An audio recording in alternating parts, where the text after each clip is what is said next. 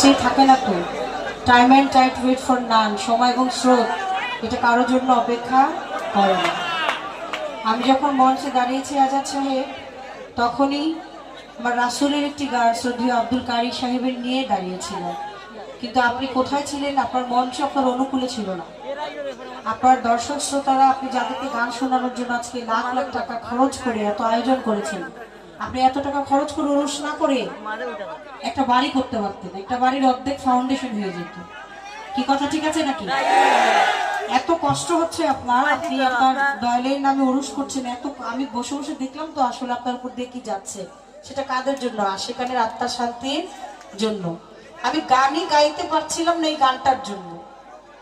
আমাকে গান গাইতে দিচ্ছে না, আমি গান নিব, আমি মানে পড়ানে পড়ানে পড়ানে পড়ানে পড়ানে পড়ানে এখন পড়ানে পড়ানে লাগলে আমি কি আর দোলা দিয়ে কি করব? আমার কাছে পাঠিয়ে দাও।